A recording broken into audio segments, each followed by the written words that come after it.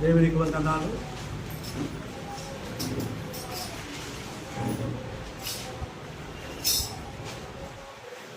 మంచిది.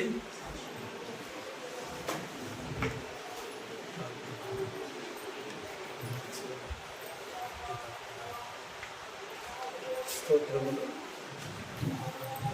హల్లెలూయా. ఇంకొక మాట చెప్పాలని నేను ఆశిస్తున్నాను. యేసుక్రీస్తు నామములో కూడి వచ్చిన మీ అందరికీ పేరు పేరు వరుసన వందనాలు చెల్లిస్తున్నాను.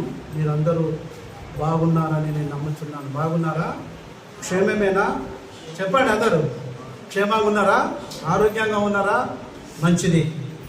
అయితే ఈ రోజు నుండి నిన్నటి దినాన నేను ప్రార్థన చేస్తున్నప్పుడు దేవుడు ఒకటి నాకు జ్ఞాపకం చేశాడు. అదేంటిదంటే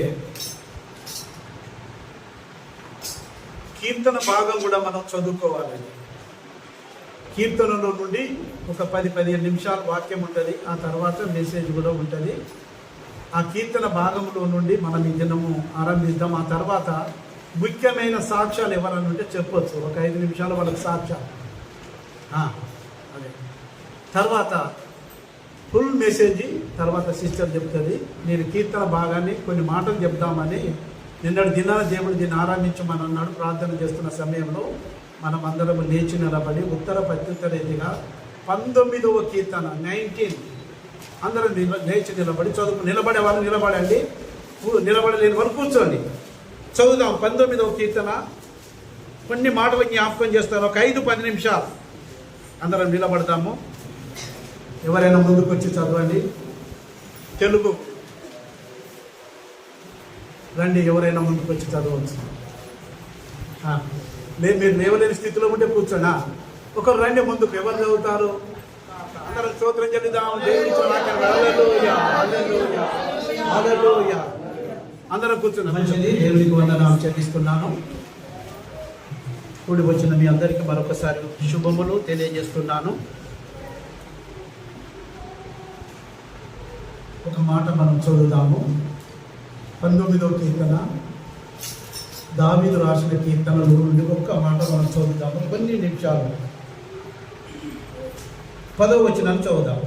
అవి బంగారు కంటెను విస్తారమైన మేలిమి బంగారు కంటెను కోరదగినవి, తేనె కంటెను జుంటి తేనె దారల కంటెను మధురమైనవి. చాలు. ఇక్కడ దావీదు ఒక చక్కటి కీర్తన రాసి పాడుతా ఉన్నాడు. పాడుతూ ఇశ్రాయేలు ప్రజలు మందిరానికి వెళ్ళినప్పుడు, సమాజముగా కూడినప్పుడు దేవునికి స్తోత్రం చెల్లిస్తున్నాను వారు పాడుతూ ఉన్నారు. ఇక్కడ ఒక మాట మనము చూస్తే దేవునికి వందనాలు చెల్లిస్తున్నాను. ఈ 10వ వచనంలో ఒక మాట అంటున్నాడు చూడండి. అవి బంగారు కంటెను కోరదగినది. తర్వాత కింది వచ్చిన చదవండి. తేనె కంటెను. ఇప్పుడు మనం చూద్దాము. ఇప్పుడు నా వైపు చూడాలి. ఒక 5 మినిట్స్ ఇవే మాటలు. ఇప్పుడు కీర్తనకారుడు దావీదు ఏమంటున్నాడంటే అవి బంగారు కంటెను, తర్వాత బంగారం ఏంది, మేలిమి బంగారం ఏంది మాట్లాడాలి అందరూ. స్త్రీలైన వారికి తొందరగా తెలుసు. బంగారం ఉంటుంది, మేలి బంగారం ఉంటుంది, డూప్లికేట్ ఉంటుంది. ఉంటుందా? ఉంటుంది. మరి ఇప్పుడు ఏమన్నాడు? బంగారు కంటెను, మేలిమి బంగారు కంటెను కోరదగినది. ఈ మాటలను బంగారముతో పోలుస్తా ఉన్నాడు. తర్వాత ఏమన్నాడు? కింది వచనాలలో ఆ మాటలు ఏమంటున్నాడు చూడండి. దేవుని మాటలను, దేవుని ఆజ్ఞలను ఇంకేమంటున్నాడు? తేనె కంటెను మధురమైన. దేవునికి వందనాలు. దేవుని మాటలు అంట తేనె కంటెను. ఈ 2 తేడాలు ఉన్నాయి. ఏంటిది? దేవునికి స్తోత్రం చెల్లిస్తున్నాను. తేనె కూడా ఉంటుంది. తేనె ఎన్ని రకాలుగా ఉంటుంది? తేనె కంటెను, జుంటి తేనె దారాల కంటెను. ఇప్పుడు పాట రాస్తా ఉంటాడు. ఏంటి ఏం పాట? ఒకసారి పాడండి అందరు.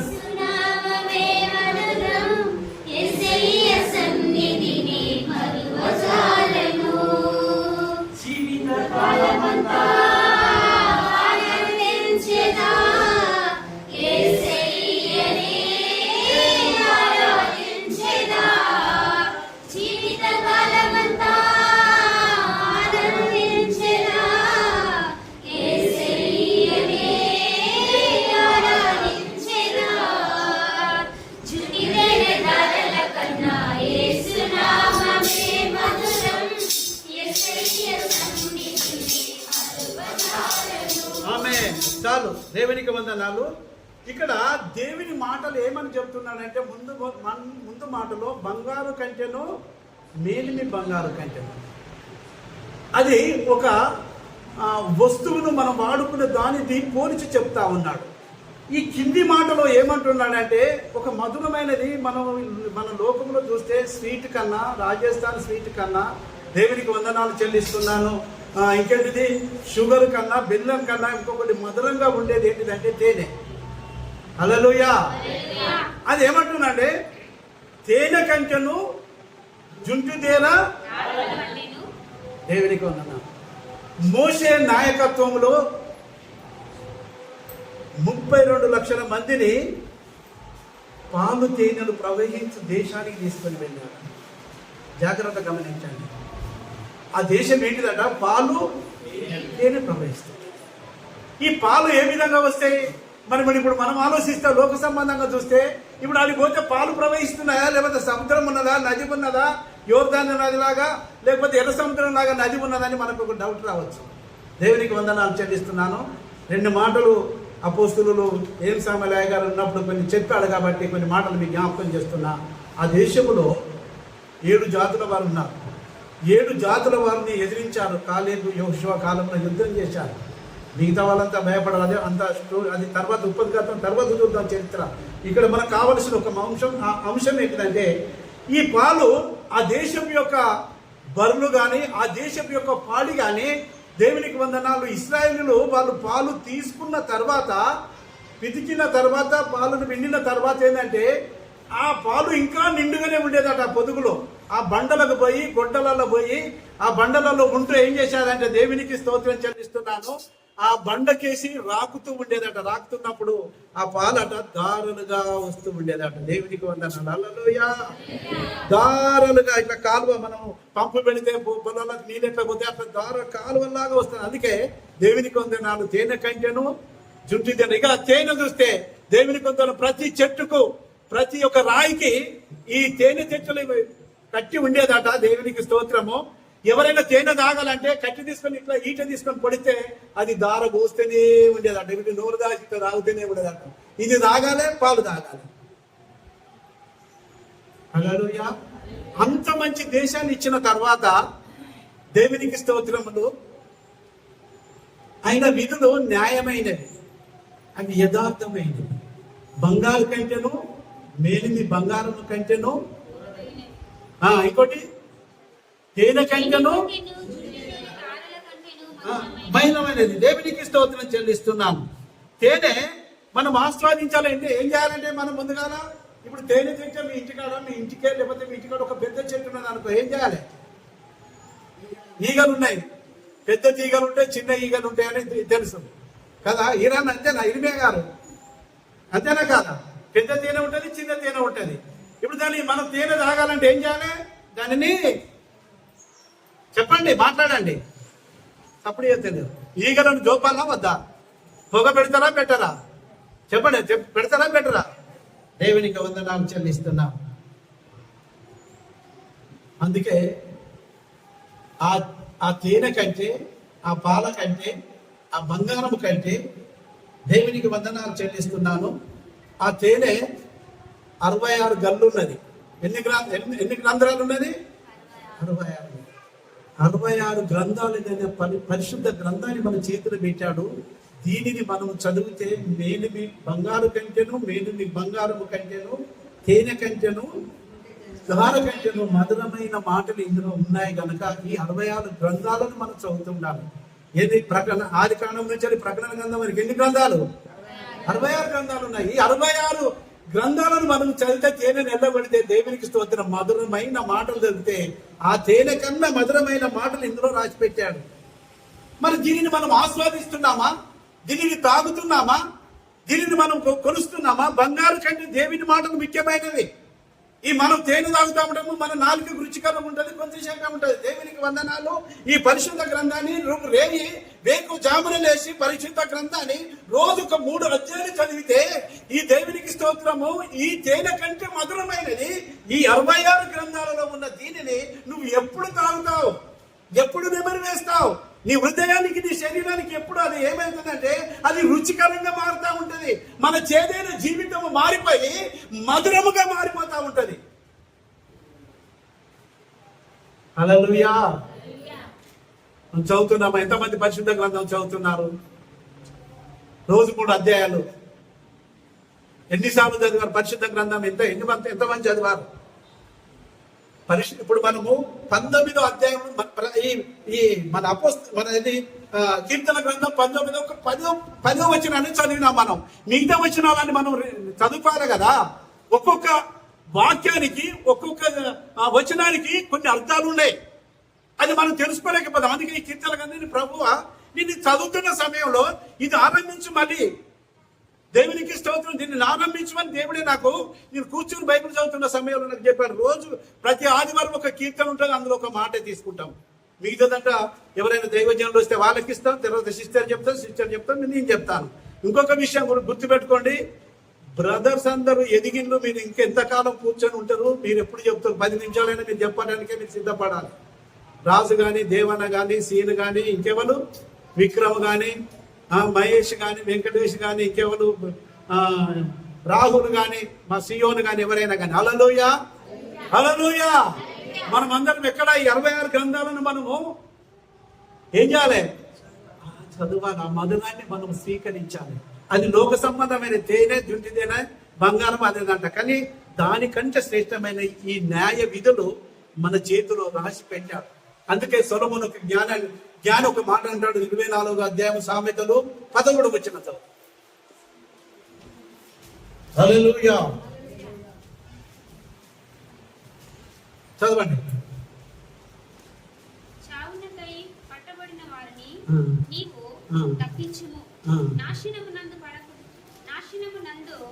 పడుటకు జోగుచున్న వారిని నీవు రక్షింపవా. 24:13 సామెతలు. నా కుమారుడా తేనె త్రాగుము, అది రుచి కలది కదా. తేనె పట్టు తినుము, అది నీ నాలుకకు తీపియే కదా. ఎవరికి ఇష్టం ఉండదు తేనె? ఎవరికి ఇష్టం ఉండదు? దాన్ని తాగుము, దానిని తాగుము. ఆ 66 ఆ రంధ్రాలలో ఉన్న ఈగలను మనం వెళ్ళగొట్టి మనం తేనె తీసుకోవాలి. లేకపోతే తేనె దొరకదా? తేనె ఆ ఇస్రాయేల్ దేశంలో ఆ విధంగా ఉంది. వాళ్ళకి ఆ దేశాన్ని వాగ్దానం చేశాడు. అది వాళ్ళకి ఈజీగా అందుతుంది. ఇక్కడ ఈ దగ్గర నోటికి దగ్గరే ఉండేది. ఎన్నో తుట్టాలన్నీ ఉండేది. కట్టెతోటి ఈకతోటి పొడుచుకొని ఇట్లా తాగుతా ఉండేది. నోటి నిండా తాగే దేవునికి పొందాను. ఇప్పుడు మనం రోజు తాగుతాం అంటుండే ఇబ్బంది, షుగర్ వస్తుంది కదా. హల్లెలూయా. వాళ్ళకేం షుగర్ రాలేదు, బీపీ రాలేదు.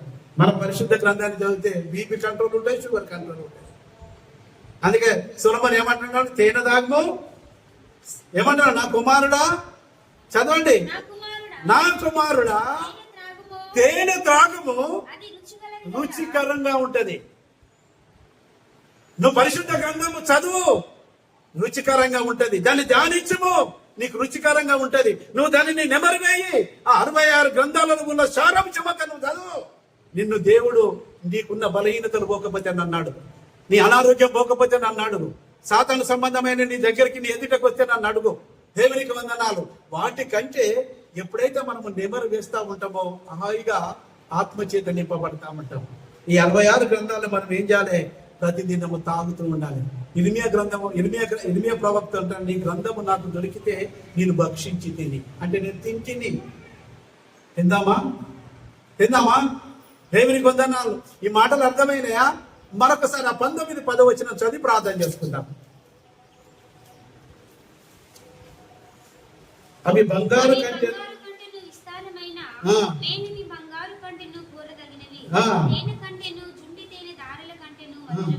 దేవునికి వందనాలు చెల్లిస్తున్నాను. ఈ మధురమైన మాటలే దేవుడు మనకు రాసి ఇచ్చాడు.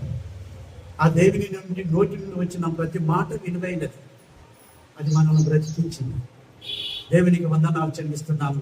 మనల్ని దినదినము ఆ సారం ఎప్పుడైతే ఈ 66 గ్రంథాలు మన ఇశ్రాయేల్ ప్రజలకు న్యాయ విధులను ఇచ్చాడు, ధర్మశాస్త్రం ఇచ్చాడు.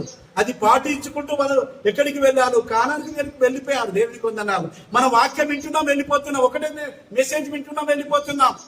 కానీ ధ్యానించడం లేదు. దయచేసి మీరు ఇంటికి వెళ్ళిన తర్వాత చదువు రాకపోతే మీ పిల్లలతో చదివించుకోండి. చదువుకున్నా కానీ మనకు దేవుడు వివేచన ఇచ్చింది కాబట్టి ఈ వాక్యాన్ని ధ్యానిస్తూ మీరు పడుకోండి.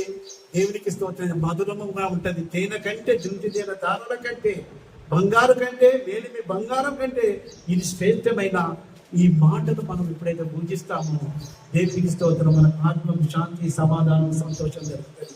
కళ్ళు మూసుకుందాం, ప్రార్థన చేద్దాం. కళ్ళు మూసుకుందాం. దావీదు చక్కటి కీర్తన రాశారు. ఆ కీర్తనలో ఉన్న సారాంశం విన్నామా సంగమా?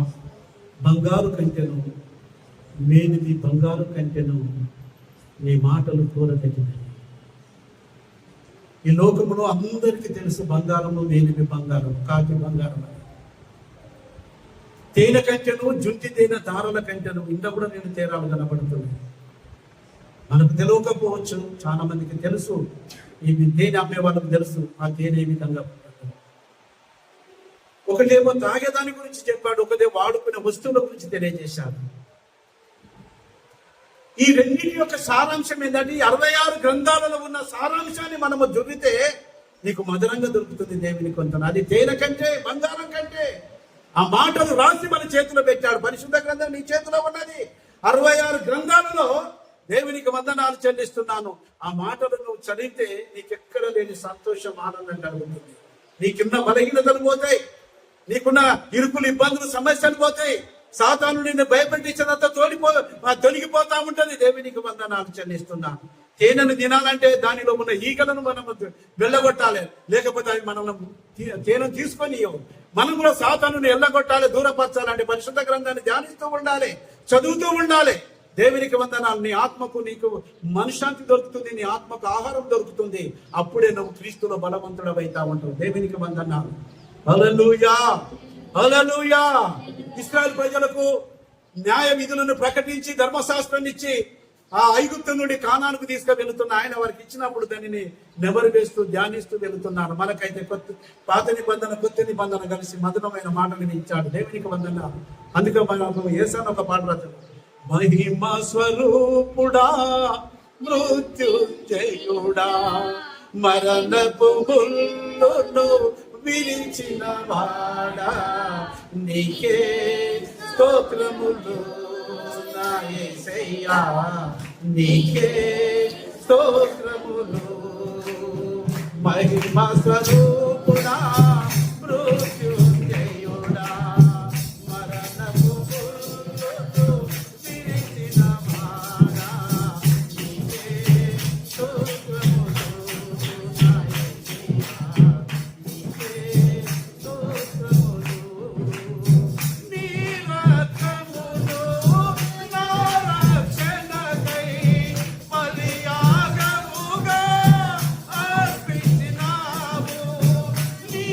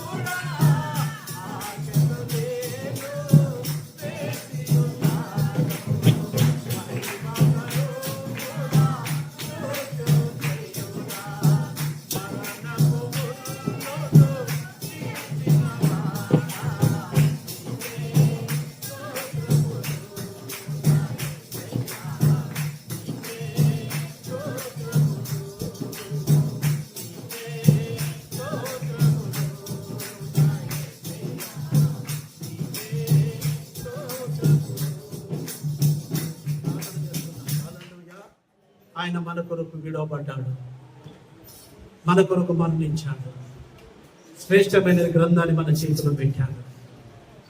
మానవుడు వాడుకునేది బంగారము, మేలిమి బంగారం. ఈ తేనె కడుపుకు తాగేది అది రుచికరంగా ఉంటుంది, తీయంగా ఉంటుంది. ఈ రెండింటికంటే శ్రేష్టమైనది 66 గ్రంథాల బైబుల్కి ఇచ్చాడు దేవునికి. వాటి కంటే నీ ఆత్మకు విలువైనది, మాధురమైనది మాటలు దేవుని సన్నిధిలోనే దొరుకుతాయని సంగమా, ఈ పరిశుద్ధ గ్రంథంలో ఉన్న లేఖనాలను నువ్వు ధ్యానం చేస్తుంటే నీ హృదయానికి, నీ మనసుకు, నీ ఆరోగ్యానికి సత్వకరంగా చేస్తా ఉంటాయి. హల్లెలూయా, హల్లెలూయా, హల్లెలూయా. మన కొరకు ఎంతగా ఆయన ఎంతగా త్యాగం చేశాడు, ఎంతగా విలువబడ్డాడు. అందుకే మన కొరకు గొప్ప రక్షణ ఇచ్చాడు కనుక ఈ మాటలు ఎప్పుడు మర్చిపోవద్దు. ఈ మాటలు మన హృదయంలో ఉంచుకుంటూ నెమరు వేసుకుంటూ ఈ పరిశుద్ధ గ్రంథాన్ని ఆది కాలం నుండి ప్రకటన వరకు 66 గ్రంథాలను చదువుతూ అది ధ్యానించినప్పుడు ఆ తేనె కంటే, జుంటి తేనె దారాల కంటే, బంగారము కంటే, మేలిమి బంగారము కంటే శ్రేష్టమైన దేవుని మాటలను వింటే సియోను రాజును చూసే రోజు ఒక రాబోతుంది దేవునికి వందనాలు. అందుకే మనందరి కొరకు ప్రాణం పెట్టి మృత్యుంజయుడై తండ్రి కుడి పార్శ్వంలో కూర్చొని మన కొరకు విజ్ఞాపన చేస్తున్నాం. ఆ విజ్ఞాపన కొరకు విజ్ఞాపన కర్తకు మనం సమర్పణ చేసుకుంటూ ఒకరు ప్రార్థన చేయండి. హల్లెలూయా. త్వరగా 2 మాటల కొరకు ప్రార్థన చేద్దాం. ఒకరు ప్రార్థన చేయండి. హల్లెలూయా, హల్లెలూయా చేయండి. ఒకరు ప్రార్థన చేయండి.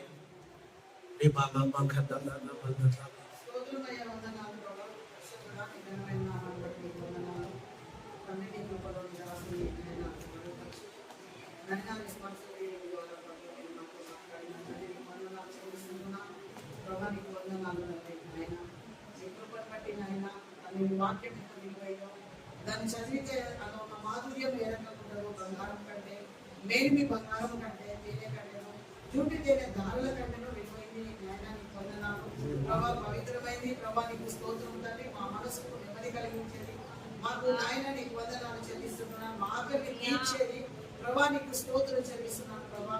నాయన నీకు వందనాలు ప్రభా.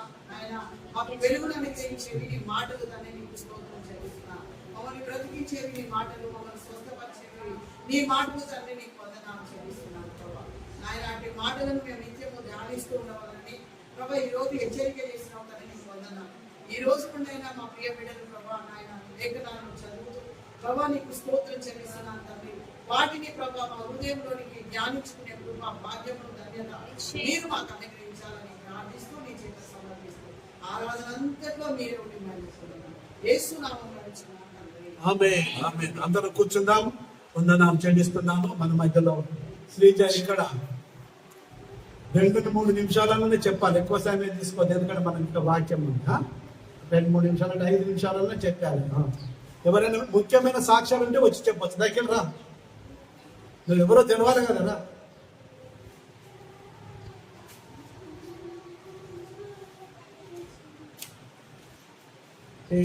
ఈ కుమార్తె ధర్మపురం, వీళ్ళ భర్త శ్రీకాంత్, 2 పిల్లలు, ఒక కొడుకు, కూతురు కదా. దేవుని వందనాలు. శ్రీకాంత్ ఎప్పటి నుండి పరిచయము, మన సందీప్ వాళ్ళిద్దరు దోస్తులు, వాళ్ళ కుటుంబ సభ్యులు. అంతేనా అక్క? అంతేనా?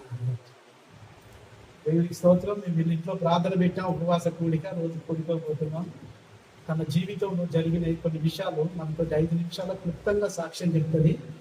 చక్కగా వినండి. ఆ తర్వాత మనం వాక్యం విందాం. వారానికి ఒక్కసారి ఒకరి సాక్ష్యం ఉంటుంది. కీర్తన అయిపోయిన తర్వాత ఒక సాక్ష్యం ఉంటుంది. అందరూ సిద్ధపడాలి. మంచిది. క్లుప్తంగా కొన్ని మాటలు నీ సాక్ష్యం చెప్పు. నీకేం జరిగింది, ఎట్లున్నావు నువ్వు, ఇప్పుడు ఎట్లున్నావు అనేది. ఇక్కడికి రా.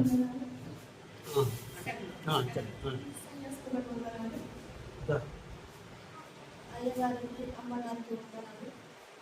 అసలు నాకు ఇక్కడ తెలియకపోయేది, కానీ ఎంతో శోధనతో బాగా అసలు నేను భర్తతో చనిపోతున్నా అన్న స్థితికి పోయింది. ఆ రోజు మేము కర్ణపురంలో 4 రోజులు 5 రోజులు అనుకున్న పిల్లలు నేను భర్తను తీసుకొని అసలు కలలతో మొత్తం కలవరం, జీవితం మొత్తం కలవరం అయిపోయింది. సంగీత కళలు అతను వాళ్ళకి తీసుకుని వచ్చి నాకు అయ్యగారిని, అమ్మగారిని పరిచయం చేసి ఇంట్లో నాకు పేరు పెట్టించి నాకు ధైర్యాన్ని ఎంతో అతను వాళ్ళు కానీ అక్క అయినా, అన్నయ్య అయినా, అమ్మగారు, అయ్యగారు అయినా, బాగా నాకు సపోర్ట్ చేసి ఎంతో నాకు వేదనతో ఎంతో కృంగి అంత ఘోరంగా స్థితిలో ఉన్న దేవుడు నా పైన కృప చూపించిండు. దేవుని కృతజ్ఞత స్థితిలో స్తోత్రము చెల్లిస్తూ సాక్ష్యాన్ని దేవుడు దీవించుగాక. ఆమేన్.